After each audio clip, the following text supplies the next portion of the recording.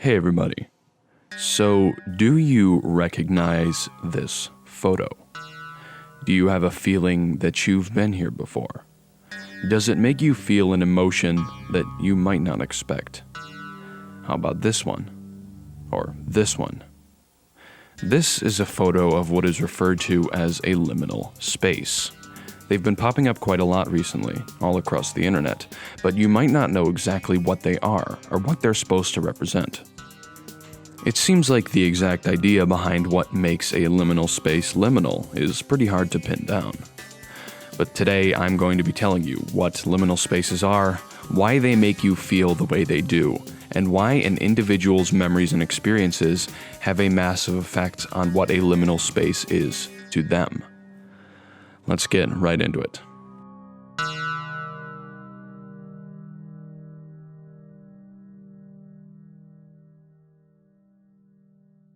So, what does liminal itself really mean? Well, if we look to the dictionary, the answer is clear-cut. Liminality is a state of being, often used in an anthropological sense, denoting a period of transition between one state and another. To be liminal is to be caught in the threshold between two periods or statuses, not fully belonging to either. Passing through a liminal state generally involves a restructuring of one's understanding, and very often, a shift in perspective. Architecturally speaking, a liminal space would be something like a hallway or waiting room, a transitional location that's only briefly passed through. Airports and hotels can also fall under this definition, being locations that an individual resides in only momentarily while on their way from one more solid location to another. Now, that's all well and good, but what does it have to do with the unusual pictures from the beginning of this video? Well, in recent years, in many online communities, the term liminal space has taken on a sort of meaning of its own. In modern internet terminology, a liminal space is a location that simultaneously inspires feelings of nostalgia and a sense of unease or eeriness, along with a feeling that something about the place isn't exactly right, or that something is out of the ordinary. Besides for this admittedly limited description, a lot of what makes up our modern definition is a little hazy. But that's understandable, since the idea itself has only sprung up in the past few years. It's believed to have aesthetic roots in the cursed images phenomenon of the past half-decade, and more recently, the idea of the Backrooms, a creepypasta-style mythos that sprung up following a 4chan thread in 2019. It's possible that the modern idea of liminal spaces has existed for longer than this, but it's only in recent years that individuals dedicated to cataloging and documenting niche internet subculture have put the idea on paper. From this, we get the liminal space. So, alright, what kind of spaces can be considered liminal? Well, while they are their own phenomenon entirely, liminal spaces often do follow the dictionary definition of liminal. The spaces are frequently transitional locations, like hallways, doorways, airports, and waiting areas. It's generally understood that these types of locations are popular due to the fact that, while in our experiences they would be full of activity and life, in liminal space images they are invariably empty and lifeless. Sometimes these spaces are public facilities, like schools, transit stations, malls, or libraries, but no matter the location itself, the images are always entirely devoid of human activity. As such, they evoke a strange sense of nostalgia, a feeling that, at some point in the past, we may have been in a place resembling that which we see in the picture.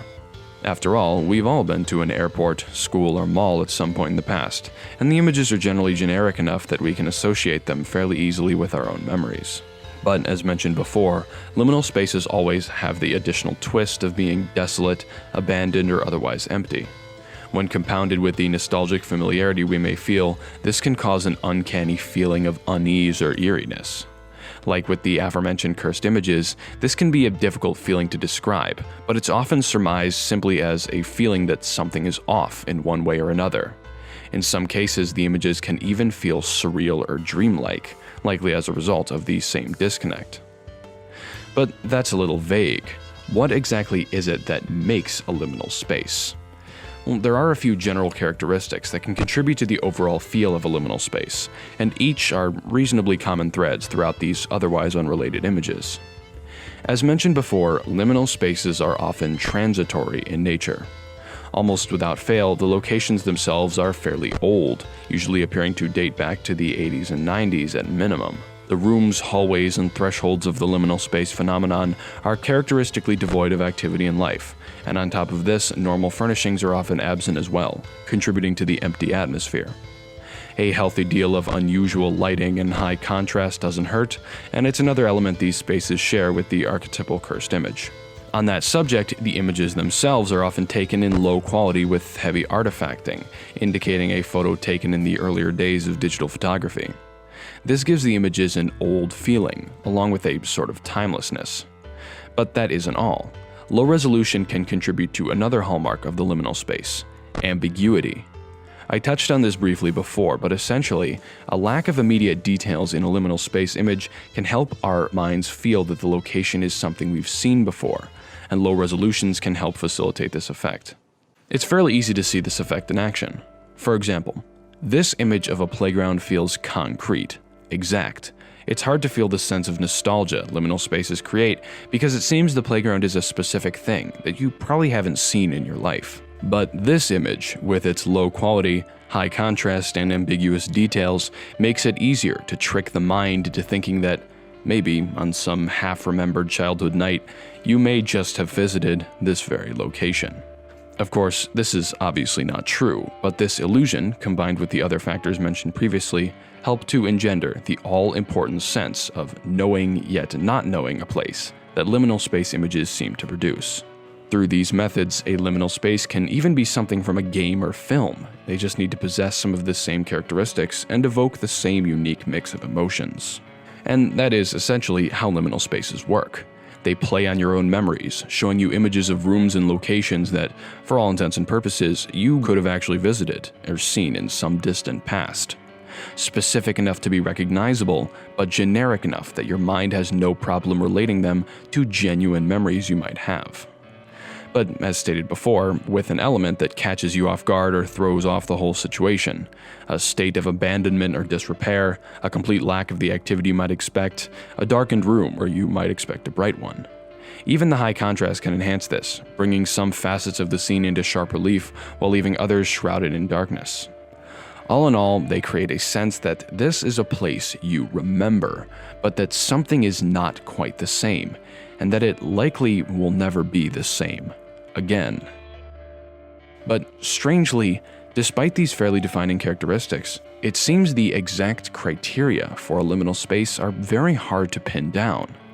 Examples are used far more frequently than descriptions, as the liminal space phenomenon seems more often than not to be a "you'll know it when you see it" type of deal. Again, mirroring the schism of the cursed image, everyone seems to have their own unique interpretation of what makes a good liminal space. The same liminal spaces will have different effects on different people. What one person considers to be a fascinating and mysterious liminal scene may seem to someone else just an ordinary photograph. So why exactly is this? Well, in the end, it all really comes down to your own memories and experiences. You see, liminal spaces rely heavily on the memories and background of the individual viewing them. They depict ordinary, everyday places that the viewer is likely to have come into contact with. Pools, playgrounds, schools, strip malls, gas stations. It's sort of like hedging a bet on the fact that the individual viewing the image will remember something of that sort and experience the liminal space effect. However, this has an unintended side effect. The type of liminal space that affects you most strongly is largely dependent on what you can remember from your past. If you have distant memories of industrial-type buildings, for instance, then those are the liminal spaces that you'll feel most affected by. For example, I feel the greatest effect with liminal space images depicting architecture from the 80s and 90s, along with school environments and image qualities that are reminiscent of the early internet. This is all because these are the things I was primarily exposed to when I was barely old enough to remember. The locations, architecture, and designs that you were exposed to in your past ultimately determine which of these unusual images is meant for you. And once the image has captured your sense of memory, all it must do is twist it around somehow, and there you have the liminal space effect. For evidence of this principle, look no further than the vast majority of available liminal space images and the common traits they share. You may notice that most modern liminal spaces look to have been built throughout the mid-70s to late 90s, while the pictures themselves appear to have been taken from the late 90s to the early 2000s. This might seem unusual until you realize that the overwhelming bulk of individuals who are collecting and sharing liminal space images today are in their teens and 20s, and these are the exact types of places that they would have those distant memories of. It's sort of a shared cultural memory, something almost entirely forgotten that is somehow reawakened upon looking at these images of instantly recognizable, yet unmistakably foreign, places and times. Now, these types of shared memories and experiences are not unique to this generation, or any other for that matter. However, in recent years, the advent of the internet, with its rapid exchange of information and remarkable ability to bring like people together, has facilitated the discovery of this strange effect that would have otherwise remained unknown. Liminal spaces have, in a way, always been there. It's just that, until a few years back, we really didn't notice them. Because, in the end, a liminal space is entirely what you make it. A half-remembered place, a twisted representation of something you might have once known, but always, it comes down to you, the viewer, to interpret what a liminal space really is. Thanks for watching.